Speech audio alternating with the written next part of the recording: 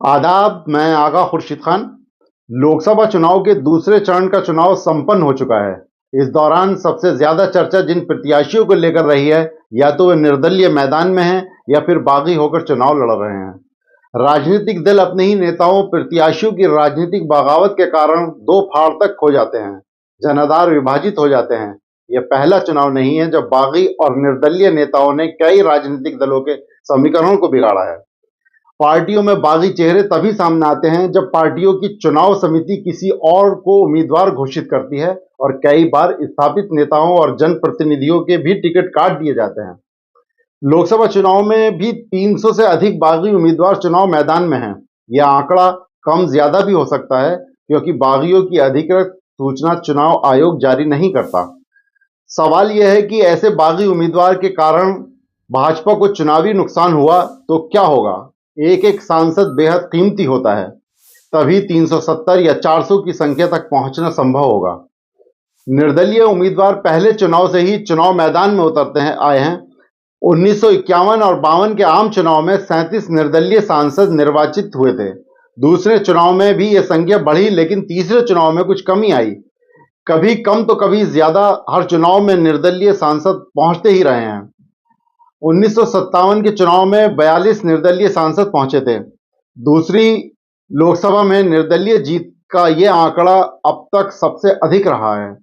इस बार के लोकसभा चुनाव में जिन बागी नेताओं की चर्चा खूब की जा रही है, उनमें से बिहार के पूर्णिया से निर्दलीय चुनाव लड़ रहे पप्पू यादव हैं। पप्पू यादव पहले कांग्रेस पार्टी ज्वाइन करके इंडिया गठबंधन से चुनाव लड़ना चाहते थे। हालांकि वहां से आरजेडी ने बीमा भारती को मैदान में उतारकर पप्पू यादव के अरमानों पर पानी फेर दिया, जिसके बाद पप्पू यादव निर्दलीय नामांकन करके चुनाव में उतरे और खूब सुर्खियां बटोरी। पप्पू यादव के अलावा बिहार के सिवान से शहाबुद्दीन की पत्नी हिना साहब ने निर्दलीय नामांकन कर यहां आरजेडी का समीकरण बिगाड़ दिया। माना जा रहा है कि हिना साहब की टक्कर सीधे भाजपा से है। बिहार में समस्तीपुर जिले के उजियारपुर लोकसभा सीट से राजद के आलोक कुमार मेहता को टिकट दिया।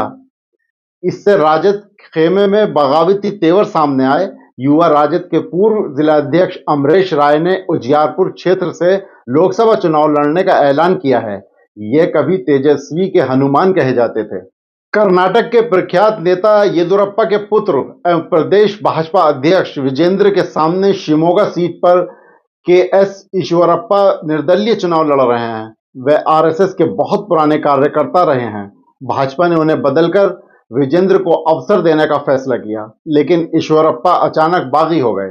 फिलहाल भाजपा नेतृत्व ने उन्हें 6 साल के लिए पार्टी से निलंबित कर दिया है। राजस्थान की बाड़मेर सीट पर निर्दलीय उम्मीदवार रविंद्र भाटी की खूब चर्चा है। उन्होंने निर्दलीय ही विधानसभा चुनाव 2023 जीता था, तो ये भाजपा के करीब आए थे, लेकिन चुनाव समिति ने कैलाश चौधरी को टिकट दे दिया। रविंद्र भाटी के चुनाव लड़ने से भारतीय जनता पार्टी के लिए सीधे तौर पर बड़ा नुकसान माना जा रहा है। राजस्थान की चूरू सीट पर भी भाजपा में बागी नेता ने पूरे शेखावटी में माहौल बदल दिया है। वहां से भाजपा के सांसद राहुल कसवा की जगह पार्टी ने इस बार पैरालंपिक के स्वर्ण पदक विजेता भाला फेंक खिलाड़ी देवेंद्र झारझरिया को अधिकृत उम्मीदवार बनाया है।